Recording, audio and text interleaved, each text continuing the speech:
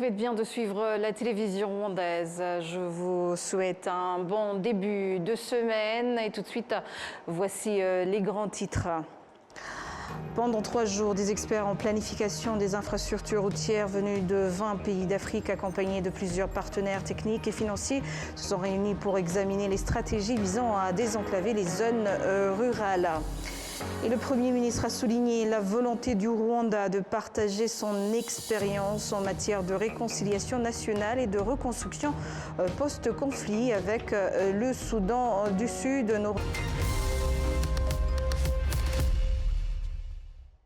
Bienvenue. Pendant 3 jours, des experts en planification des infrastructures routières venus de plus de 20 pays d'Afrique, accompagnés de plusieurs partenaires techniques et financiers, se sont réunis pour examiner les stratégies visant à désenclaver les zones rurales. L'objectif étant de rapprocher les populations des réseaux routiers afin de faciliter l'accès au marché pour l'écoulement de la production agricole, tout en créant davantage d'opportunités d'emploi, notamment pour les jeunes majoritaires dans les campagnes. Les routes dites feeder road ou encore routes de desserte agricole jouent un rôle déterminant dans le développement rural. Elles permettent non seulement d'acheminer plus facilement les récoltes vers les centres de commercialisation, mais favorisent également l'arrivée d'autres infrastructures essentielles. Et dans bien des cas, leur aménagement s'accompagne du déploiement de l'électricité, de la connectivité Internet, ainsi que d'une intensification des échanges économiques et sociaux. Au-delà de la mobilité, ces infrastructures contribuent à dynamiser les économies locales, améliorer l'accès aux services des zones rurales dans les circuits nationaux et régionaux de développement. Les participants à cette rencontre entendent donc partager les expériences, identifier les défis communs et proposer des solutions durables pour accélérer l'inclusion économique des populations rurales. Et le Premier ministre a souligné la volonté du Rwanda de partager son expérience en matière de réconciliation nationale et de reconstruction post-conflit avec le Soudan du Sud. Selon lui, cette démarche s'inscrit dans un esprit de solidarité africaine et de coopération entre les États confrontés aux défis de la paix durable et du développement. S'exprimant dimanche à Addis Abeba en Éthiopie lors d'une réunion de haut niveau liée aux efforts régionaux pour stabiliser le Soudan du Sud, Dr Justin Nsengiyumva a rappelé que l'expérience rwandaise a démontré qu'un processus inclusif de dialogue, de justice et de reconstruction institutionnelle peut contribuer à restaurer la confiance entre les populations. Il a également insisté sur l'importance d'investir dans l'unité nationale, la gouvernance responsable et le développement socio-économique, considérés comme des piliers essentiels pour prévenir le retour des conflits. Cette rencontre s'inscrit donc dans le cadre des initiatives soutenues notamment par l'Union africaine visant à accompagner les pays africains engagés dans le processus de paix et de stabilisation. Le Premier ministre, Dr Justin Nsengiyumva, a appelé aussi les pays impliqués militairement à l'est de la République démocratique du Congo à ne pas participer aux initiatives de médiation destinées à résoudre l'insécurité persistante dans cette région. Cette déclaration est intervenue lors du 39e sommet des chefs d'État et de gouvernement de l'Union africaine, tenu pendant 2 jours à Addis Abeba en Éthiopie. Au cours de ce sommet, la question de l'insécurité sur le continent africain a occupé une place centrale. Les dirigeants ont notamment évoqué l'impact du mauvais fonctionnement de certaines institutions étatiques, la prolifération des groupes armés ainsi que la menace persistante du terrorisme dans plusieurs régions d'Afrique. Les responsables africains ont également insisté sur la nécessité d'accélérer les initiatives de paix, soulignant que le continent a déjà trop souffert de conflits prolongés et que le moment est donc venu de consolider durablement la stabilité. La crise sécuritaire dans l'est de la République démocratique du Congo et les perspectives d'un retour à la paix ont particulièrement retenu l'attention. Le représentant du président Paul Kagame, Premier ministre, a indiqué que malgré les efforts du Rwanda pour mettre en œuvre les engagements diplomatiques en cours, la confiance reste fragile en raison de l'attitude des autorités congolaises, selon Kigali. L'analyste politique et juriste Aloïse Mutabingwa a estimé que la résolution de cette crise constitue un défi majeur pour Évariste Ndayishimiye, actuel président en exercice de l'Union africaine, évoquant donc la complexité des intérêts régionaux en jeu. De son côté, le diplomate et observateur politique Joseph Nsengimana a mis en garde contre toute perception de partialité au sein de l'organisation continentale, estimant qu'elle pourrait compromettre la recherche d'une solution durable. Alors que le Burundi est accusé par certains observateurs d'être impliqué dans le conflit à l'est de la République démocratique du Congo, tout en occupant la présidence tournante de l'Union africaine, plusieurs analystes ont appelé à renforcer les mécanismes de médiation jugés plus neutres. Dans ce contexte, des attentes se portent notamment sur les efforts diplomatiques pilotés par Faure Esozima Gnassingbe, président du Conseil des ministres du Togo, chargé de faciliter le dialogue entre les parties concernés. Malgré les démarches diplomatiques en cours, la situation sécuritaire à l'est de la République démocratique du Congo demeure préoccupante. Les dirigeants africains reconnaissent donc la nécessité d'un engagement collectif équilibré et crédible afin d'aboutir à une stabilité durable dans la région des Grands Lacs, essentielle pour la sécurité et le développement de tout le continent.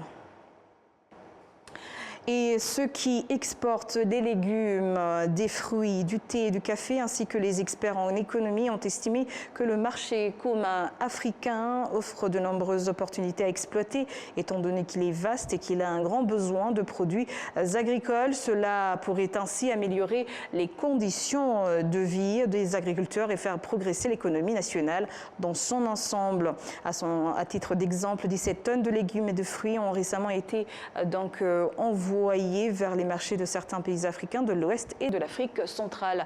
Plus de détails avec Jean-Benoît Michel. Dans le marais de Nyakisenyi, Rufigiza, d'une superficie de 150 hectares, situé dans le district d'Ogasao, Yamouya Miazefaran et ses collègues pratiquent l'agriculture, notamment la culture des haricots verts. Ils sont regroupés dans la coopérative Coabiga, composée de 617 membres qui cultivent différentes cultures. Actuellement, les haricots verts qu'ils ont cultivés sont arrivés à la période de récolte.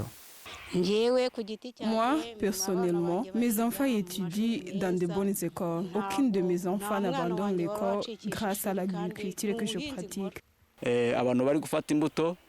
Les gens sèment des graines avec confiance, car ils ont l'assurance que leur production sera achetée à 750 francs rwandais par kilo. Sur un hectare, nous pouvons récolter environ 5 tonnes.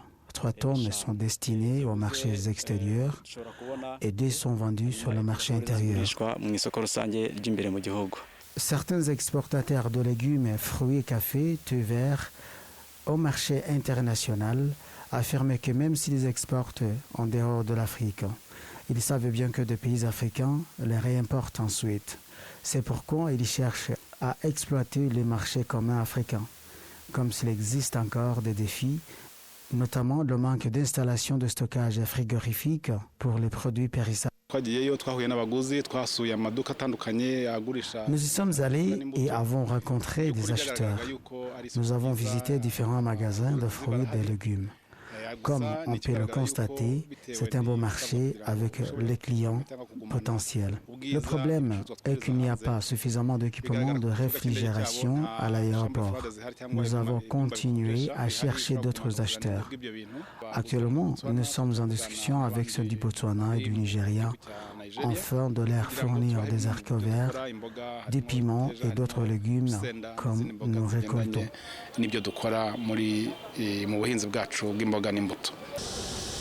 La responsable chargée de l'expansion des marchés internationaux à l'Office national de développement des exportations agricoles et l'élevage NAEB, Janet Bassima, indique que le Rwanda continue d'augmenter la quantité de produits exportés vers le marché africain en particulier.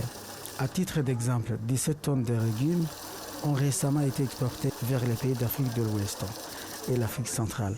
Pour y parvenir, l'État soutient les commerçants à travers différents mécanismes. Le NAEB aide des producteurs qui souhaitent exporter les produits, ici nous parlons de légumes et de fruits, car nous disposons d'installations spécialisées appelées pack house, où ils peuvent préparer leurs produits. Nous avons également des véhicules adaptés. Ceux qui n'en possèdent pas peuvent bénéficier de Nayeb, qui facilite le transport de la récolte depuis les champs jusqu'à l'aéroport, où le Nayeb collabore avec Rwandeya pour l'expédition. Concernant les légumes et les fruits et les fleurs, les chiffres du Nayeb montrent que durant l'année budgétaire 2024-2025, le Rwanda a exporté 103,456 tonnes vers différents marchés mondiaux, générant ainsi 86,2 millions de dollars américains, soit plus de 125 milliards de francs rwandais contre 75 millions de dollars, soit plus de 109 milliards de francs rwandais précédemment. Et en parlant aussi d'élevage, le ministère de l'Agriculture et de l'Élevage a annoncé qu'il va renforcer l'élevage des poulets afin que d'ici 2029, plus de 30% de la viande consommée au Rwanda soit constituée de viande de poulet. Cela s'explique par le fait que les poulets se reproduisent rapidement, peuvent être élevés sur de petites superficies, ainsi que nécessitent aussi d'importants moyens financiers pour démarrer l'activité. Jean-Benoît Michel nous en dit plus. Plus de 13 millions de poulets appartenant à 9 races différentes, pondaises, poulets de chair destinés uniquement à la consommation de la viande, ainsi que des races mixtes produisant à la fois les œufs et la viande, sont actuellement recensés au Rwanda. Le Rwanda compte aujourd'hui des éleveurs professionnels de poulets, notamment l'entreprise Absol Limited, située dans le district de Bugesera, élevant environ 130 000 poulets qui produisent au moins 80 000 œufs par jour, contribuant ainsi à augmenter l'apport en protéines animales pour la population. Irunga Amli est chargé du commerce et des opérations au sein de cette entreprise.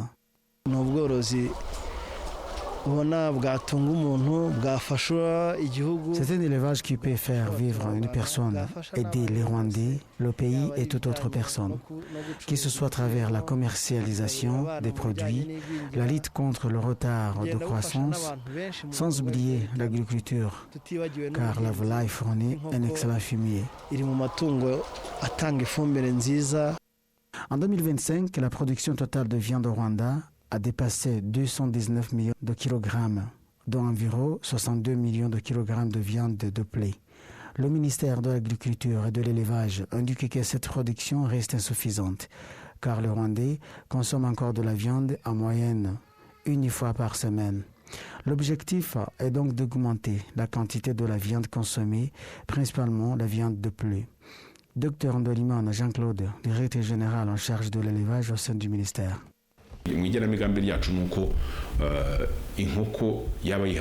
Dans notre planification, nous voulons que le poulet représente plus de 30% de la viande consommée dans notre pays. Le poisson apportera également sa contribution, tout comme la viande de porc. La viande bovine, quant à elle, serait consommée occasionnellement lorsque quelqu'un en a envie. Compte tenu de la superficie dont nous disposons, nous devons reconnaître que l'élevage de bovins n'est pas accessible à tous. De plus, nous avons surtout besoin de vaches pour la production de lait. La viande peut provenir d'autres animaux plus petits et plus faciles à élever. Les défis auxquels font encore face les éleveurs de poulet concernent notamment la qualité des races. Certains continuent d'importer des poussins de l'étranger, ainsi que le coût élevé de l'alimentation et des médicaments vétérinaires. Le ministère affirme travailler en résoudre ces problèmes. Pour réussir l'élevage, il faut disposer de bonnes races, d'une alimentation de qualité et de connaissances techniques. Nous poursuivons la formation des éleveurs afin d'améliorer leurs compétences. Nous les aidons également à accéder à une alimentation de qualité, même si elle reste coûteuse, car ils achètent le maïs sur le même marché que les producteurs de farine. Nous souhaitons renforcer la collaboration afin que cet élevage permette aux éleveurs d'améliorer leurs revenus tout en contribuant à l'autosuffisance alimentaire du pays. La viande bovine demeure la plus consommée au Rwanda, représentant 34% de toute la viande produite en 2025. Toutefois, le ministère de l'Agriculture et de l'Élevage précise que, dans les années à venir, l'augmentation de la consommation quotidienne de viande concernera principalement le poulet. le poisson et d'autres viandes, tandis que l'élevage des bovins sera davantage orienté vers l'augmentation de la production laitière plutôt que vers la viande. Au Rwanda, on compte actuellement 9 usines de fabrication d'aliments pour les volailles et 7 couvoirs professionnels. Le ministère a également lancé les recherches sur les plaies locales rwandaises en fait de développer une race mixte capable de produire à la fois des œufs et de la viande tout en consommant peu d'aliments. Selon Ineko Yumucho ou encore le Conseil culturel, il subsiste encore une lacune préoccupante dans la transmission des valeurs culturelles au sein des familles. Cette situation se traduit notamment par un affaiblissement du rôle traditionnel de la cellule familiale dans l'éducation culturelle et morale des jeunes générations. Des parents et des jeunes ont été interrogés qui expliquaient que plusieurs facteurs contribuent à cette réalité. D'une part, certains adultes sont absorbés par leur activité professionnelle ou personnelle, ce qui réduit le temps consacré aux échanges familiaux et à l'éducation culturelle. D'autre part, les conflits et les tensions au sein de certaines familles poussent parfois des enfants ou des jeunes à quitter le foyer prématurément, rompant ainsi le cadre naturel de transmission des valeurs et repères culturels. Les acteurs culturels ont estimé pourtant que la famille demeure le premier espace d'apprentissage et d'identité, du respect, de la solidarité et des traditions nationales. Ils ont encouragé donc les parents à renforcer le dialogue avec leurs enfants, à valoriser les pratiques culturelles et à recréer un climat familial favorable à l'éducation. Par ailleurs, il est recommandé que les institutions éducatives, les leaders communautaires et les médias s'impliquent davantage afin de compléter le rôle des familles dans le but de préserver les valeurs culturelles et de renforcer la cohésion sociale chez les jeunes générations. Et le ministère de l'administration locale a appelé la population rwandaise à ne plus soutenir ni dissimuler les personnes impliquées dans la fabrication et la commercialisation d'alcool non conformes aux normes. Les autorités soulignent que ces pratiques constituent une menace sérieuse pour la santé publique, la sécurité des citoyens ainsi que pour le développement socio-économique du pays. Cet appel a été lancé par le ministre Dominique Habimana lors d'un entretien accordé à la télévision rwandaise. Il intervient après un drame récent lié à la consommation d'alcool frelaté ayant causé la mort de 28 personnes. Plus de 200 autres victimes ont été hospitalisées, certaines conservant des séquelles graves telles que la perte de la vue, de l'audition ou d'autres complications de santé. Le ministre a insisté sur la responsabilité des producteurs légalement autorisés, leur rappelant l'obligation stricte de respecter les normes établies et de ne pas introduire d'ingrédients ou procédés non approuvés par la loi. Selon lui, la rigueur de ce secteur est indispensable pour protéger les consommateurs et préserver la confiance du public. Par ailleurs, Dominique Habimana a adressé une mise en garde ferme aux autorités locales chargées du suivi de ces activités. Toute négligence, complicité ou tolérance face à ces pratiques illégales ne sera pas acceptée, a-t-il affirmé, soulignant donc la nécessité d'un contrôle accru et d'une collaboration étroite entre les institutions et la population afin de prévenir de nouveaux drames. Plus de 2000 délégués venus du monde entier sont attendus donc au Rwanda en octobre 2027 pour le 66e congrès de l'Association internationale des congrès et conventions que le Rwanda abritera donc pour la première fois sur le continent africain dans ces 20 dernières années. Plus de détails avec Jean Damascène Maneshimi. Le Rwanda accueillera le 66e congrès de l'Association internationale des congrès et conventions 2027. Cette étape marque un moment historique pour l'Afrique qui accueille chaque année plus de 400 réunions internationales d'associations. Le congrès de l'Association internationale des congrès et conventions était centre mondial de connaissances et un acteur clé de l'industrie des réunions internationales d'associations.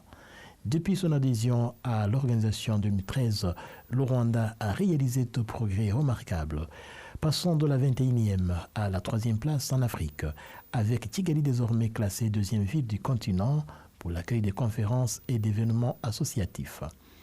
Le pays des 1000 collines a également développé des partenariats stratégiques à fort impact, renforçant sa position de destination du premier plan dans des secteurs prioritaires soutenu par des collaborations innovantes et des investissements qui améliorent la capacité, la durabilité et la pertinence mondiale. Au cours de la dernière décennie, le Rwanda s'est imposé comme une destination de premier plan, disposant d'infrastructures de classe mondiale telles que le Kigali Convention Center, le BK Arena, le Stade Amahoro rénové, l'Inare Conference Arena et le Kigali Conference and Exhibition Village, entre autres. Ces sites ont accueilli avec succès des grands événements internationaux, notamment les championnats du monde de cyclisme sur route, l'UCI 2025, la conférence Women Deliver 2023, le sommet mondial du World Travel and Tourism Council et la réunion des chefs d'État et de gouvernement du Commonwealth en 2022. Le 66e congrès de l'Association internationale des congrès et conventions devrait rassembler plus de 2000 délégués du monde entier et contribuera à créer des connexions significatives tout en façonnant l'avenir de l'industrie des réunions. Les participants élargiront le réseau mondial grâce à des rencontres en présentiel avec des leaders du secteur et des associations issues de tous les continents, tout en prenant part à des discussions essentielles visant à relever les défis de l'industrie et à co-créer des solutions pour un avenir plus durable, inclusif des réunions associatives. Le Rwanda continue également d'investir dans le développement professionnel du secteur hospitalier en soutenant les talents émergents et renforce l'avenir de l'industrie des réunions sur le continent. Par ailleurs, l'accessibilité du pays constitue un atout majeur. Rwandair, la compagnie nationale, ainsi que d'autres compagnies aériennes opérant au Rwanda, notamment Qatar Airways, Kenya Airways, Turkish Airlines, KLM, Egyptair, Ethiopian Airlines et Brussels Airlines offrent une connectivité fluide vers les principaux hubs d'Afrique, d'Europe, du Moyen-Orient et d'Asie. S'exprimant suite à cette annonce, la directrice générale de l'organisme national chargé de promouvoir et de développer le tourisme d'affaires événementiel du Rwanda, Jeannette Karemera, a indiqué, et je cite, « C'est un grand honneur pour le Rwanda d'accueillir le congrès et ramener la communauté mondiale des associations en Afrique pour la première fois depuis 20 ans. Cet événement historique reflète l'importance croissante et le leadership du continent au sein de l'industrie internationale du tourisme d'affaires. Rendu possible grâce au soutien indéfectible de nos partenaires et parties prenantes, tant locaux que régionaux, ce jalon offre une occasion unique de proposer des expériences d'exception et de mettre en valeur non seulement des capacités du Rwanda, mais également la force collective et le potentiel de nos partenaires régionaux. » Fin de citation.